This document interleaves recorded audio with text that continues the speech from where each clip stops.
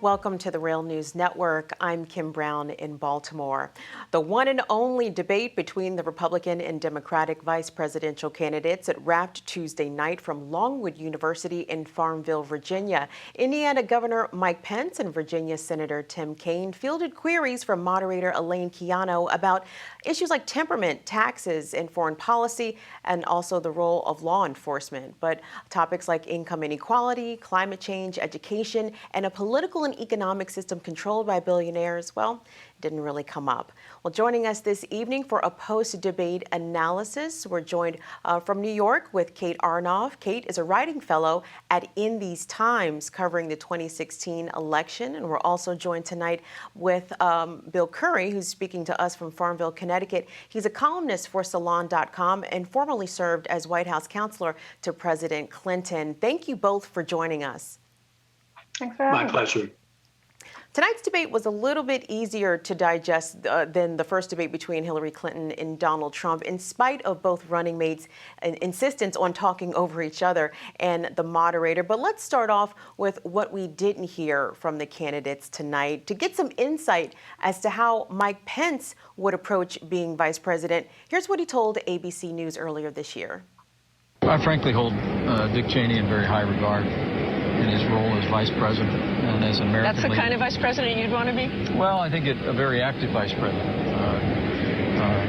Vice President Cheney had experience in the Congress, as I do, and he was very active in working with members of the House and the Senate. Bill, do you think that Tim Kaine missed an opportunity here tonight to highlight the extremism of Mike Pence? I mean, he says he wants to emulate Dick Cheney should he become vice president. As I was watching, I was reminded of the debate in 2000 between Joe Lieberman and Dick Cheney. Joe Lieberman, another affable centrist in a race for vice president against a true Republican extremist. So it was directly parallel. In that night, Lieberman was so anxious, as he always was, to burnish his bipartisan street cred that he took a guy who the country regarded as just a shade off Darth Vader, and he turned him into your friendly neighborhood pharmacist. And the rehabilitation of Cheney, who was a major albatross around Bush's neck up until that debate, I think was the main reason that in the next couple of days, the polls all narrowed, and it got close enough for Bush to steal it. And so I think this was different. Tim Kaine isn't Joe Lieberman. Although they're sort of ideologically very similar, they're different in certainly in character, for one thing. And he was trying in some sense to do the opposite by going after Trump ceaselessly, and with some lines that he repeated probably too many times. But he did the same favor for Pence, as you're asking. He did the same favor for Pence by not going after any of Pence's extremism. Pence really is well to the right. He was a Tea Party caucus member and a hero to the far religious right. Their favorite politician in America. If Trump and Pence are elected, it's not just about partial birth abortion or Medicaid, the things they talked about. Roe v. Wade is over. In his own career, he was against raising the minimum wage from $5 to the current $7.25. Never mind to a living wage. I can give you 100 examples. And so just as I sat that night all those years ago and wished that Joe Lieberman would just mention that Dick Cheney was for cop killer bullets and leaving Nelson Mandela to rot in jail, I wished that tonight that some of the real extremism of Pence, who's a nice man apparently and a man of decent character, but whose ideological extremism needed to be exposed. I think that would have helped. Kate, both Tim Kaine and Mike Pence are elected officials. They both have lengthy records on their own. Do you think that they both took it easy on each other by trying to attack their running mates, trying to attack the top of the ticket rather than the gentleman who was sitting across the table from the other? Definitely. And I think, coming into this debate, that's always what it's been about. And vice presidential politics themselves are really almost never about the candidates. They're about their running mates. And I think we saw that more clearly in this debate than in any that I've seen. Granted, I'm pretty young. But I think there's a sense in which people really aren't thinking almost about Pence and Kaine's backgrounds, and maybe they should. I think Pence in particular has this real history of extremism, from leading the kind of charge to defund Planned Parenthood, from passing these, sort of horrible sentencing laws in Indiana. And I think, that deserves to be pointed out. Whether this debate was the forum for it or not, I don't know. But I think it's the larger point here to be made is that Pence is the Tea Party's man. Pence is the result of a project that's come from the right wing and really worked.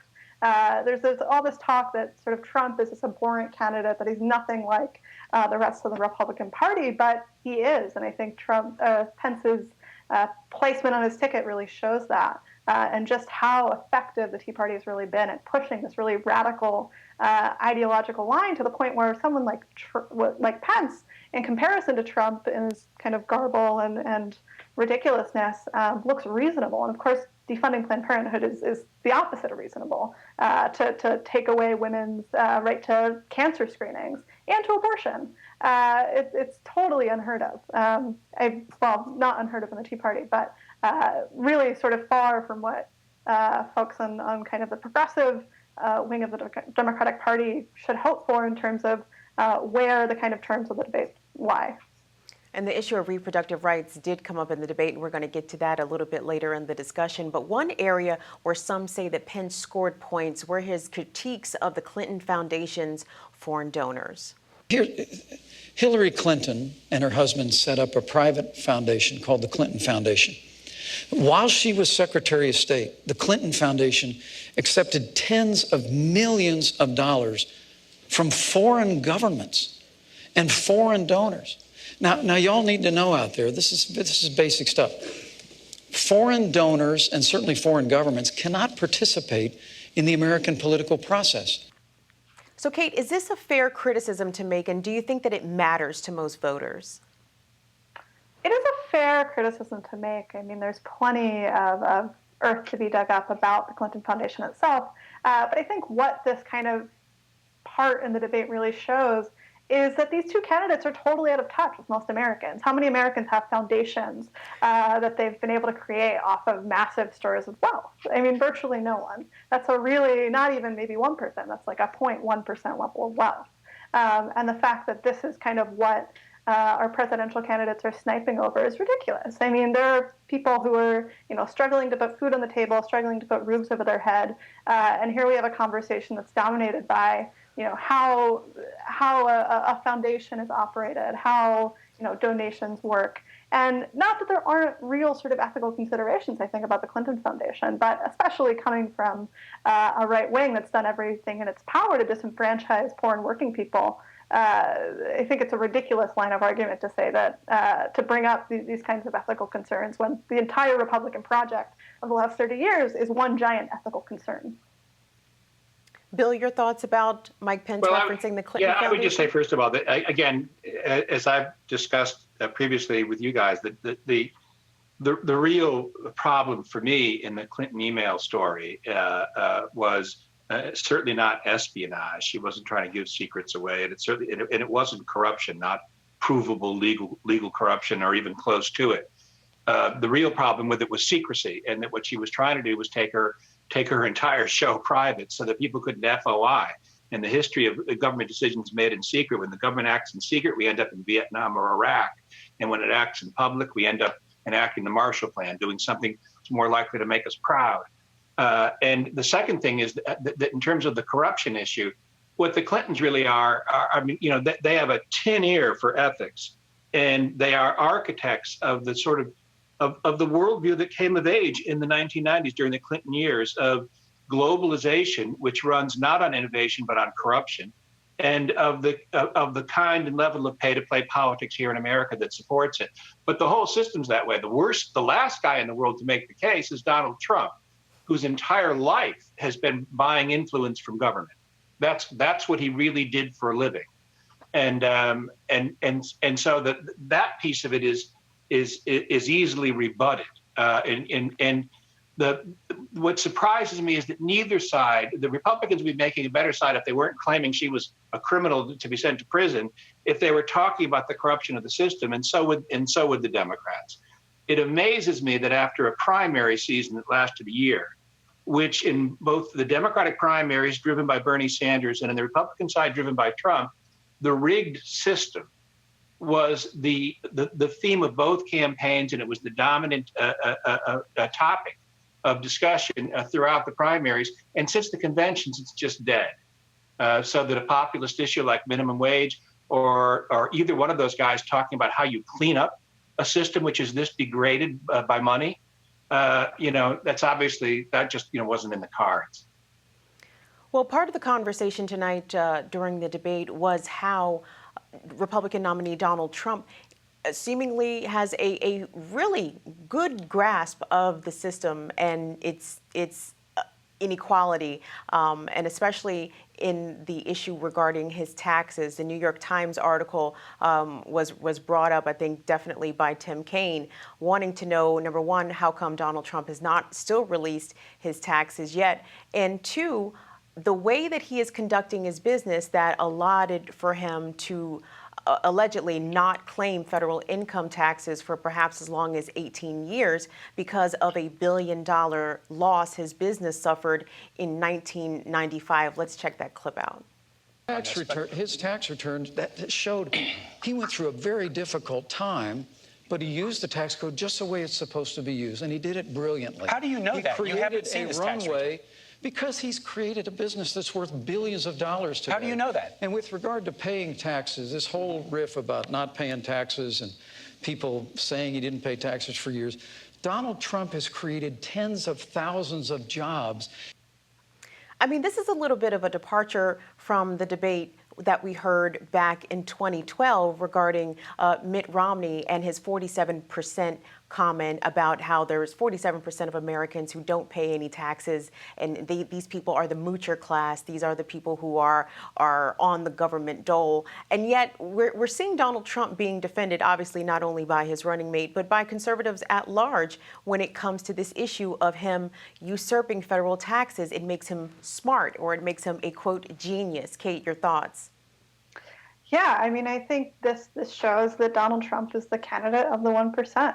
And he's done everything in his power to screw over working people. I'm from South Jersey, and my grandmother is from Atlantic City. And the story you hear about Donald Trump is all of the contractors that he really systematically stiffed on millions and millions of dollars to build his personal empire. And so I think this is what you're seeing, and I hope that that's kind of what this tax scandal can illustrate. And the real key moment in that clip is when Pence says, Trump is having a difficult time. Trump was a millionaire. Trump was arguably a billionaire, and it's not everyday people who can claim $950 million in losses as an asset. For most people, debt is a real struggle that they go through. And some forms of debt, like student debt, don't even qualify for bankruptcy. And so, this is a real sort of gaping hole between Trump and the people who he claims to be sort of pulling out of economic hardship. And that it's a different set of rules for Trump and for most of America. Bill, the issue of taxes when it came up tonight, what did you think? I mean, I guess he really didn't defend it. Although he made the defense about we all maximize our deductions, and I thought Kaine did okay on rebutting that. I do think that it would be better if the Democratic platform were more clearly populist in all these regards than it actually is. But the difference between the two is still overwhelming. This is, for many progressives, this is certainly not the happiest choice they've ever faced, which is probably how much of the country sees it. But it's nonetheless as clear a choice as you could ask. And I guess I look at all this stuff and I think that The problem, I mean, Trump's record on taxes is horrific, and Trump truly does has three overwhelming shortcomings. One, he's a fraud. He's been caught lying about his life and about his business career 1,000 times over. He's one of the most extraordinary snake oil salesmen ever to emerge in American public life. And the second thing about him is that he truly does fulfill the textbook definition of fascist. Fascism is not an ideology. It's actually a set of other practices of xenophobia, nativism, encouraging your people to violence, peddling conspiracies, degrading the instruments of democratic government. He's all of those things. The third thing he is crazy, and we're really lucky that he's crazy, because that's probably the only reason he's trailing right now. If he had any impulse control, being a fascist and a fraud probably wouldn't be enough to bring him down. And I thought the debate tonight, it couldn't be any clearer. He doesn't pay any taxes. I wish it occurred to Kaine to respond to Pence to say the kinds of deductions that he uses are deductions that should not be available to anyone in real estate. Just for openers, all of those should be taken off the board. All of those deductions and loopholes are simply gimmicks to allow the wealthy to hold on to more of their earnings than average working people can. And so I wish that the Democrats were a little clearer on this, because truly Pence and Trump don't have a leg to stand on in the eyes not just of progressives but of the great majority of Americans.